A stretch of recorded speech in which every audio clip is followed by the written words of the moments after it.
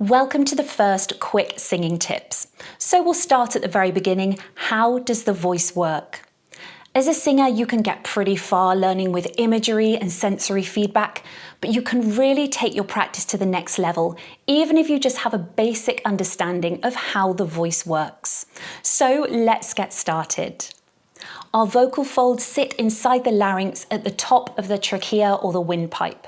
This is just in front of the esophagus or the food pipe. Now, the vocal folds or cords' primary function is not to make sound. The vocal folds will come together and apart. When the vocal folds are open, we are breathing. Air can move freely in and out of the lungs. If we are eating food and we swallow, our vocal folds will come together, the epiglottis will come over the top of the windpipe, so our food can go down the esophagus.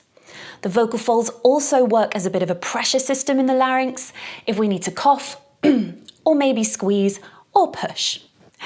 The next function of the vocal folds is, of course, to make sounds.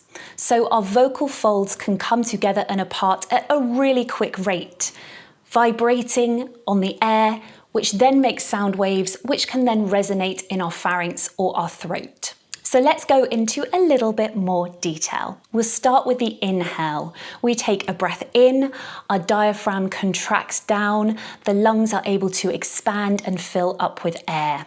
We then exhale, the diaphragm relaxes and moves back up. As the air comes out of our lungs, it moves into the larynx and gets to the vocal folds.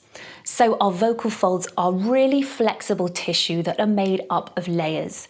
They start with the muscle, the ligament, and are then covered in a mucosa.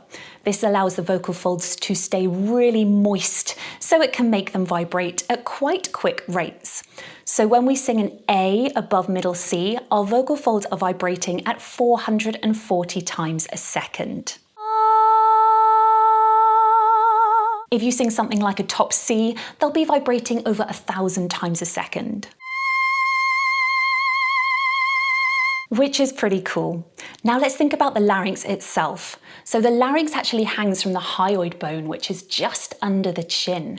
And the hyoid bone is unique because it's the only bone in the entire body that isn't connected to another bone through a joint. It's connected via muscles and ligaments, which means the larynx can hang underneath and have loads of flexibility in its movement. Our larynx position can enable us to make our sound quite different, as can the vocal folds. The muscles around the vocal folds enable them to lengthen if we're singing higher pitches and shorten for lower pitches. They can also adjust the tension, making them thicker and thinner, which can change what mode we're singing in and how the voice sounds. So if we get the right amount of air pressure, airflow, and tension in the muscles, we create this sound waves. So then that moves into the pharynx, the oral cavity, the nasal cavity, where we get resonance, vibrations. Again, we can adjust how it sounds by moving things like our tongue position, our soft palate right at the back. And then, of course, we articulate if we want to make words.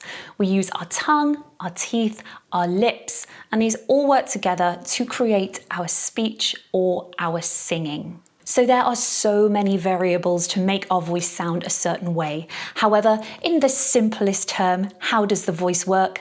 We breathe in. On our exhale, the air moves up. Our vocal folds vibrate really quickly, maybe shorter, longer, thicker, or thinner. Then the sound waves move into the mouth where we change them. It resonates. We create what sound shape we want, and you then hear it here. So the quick singing tips are going to get into a little bit more detail on some of these things, maybe thinking about breathing, maybe the larynx itself, the jaw, and also a connection with the voice and the body. How understanding our body a bit more can help us to understand the voice. So don't forget to hit subscribe so you get notified.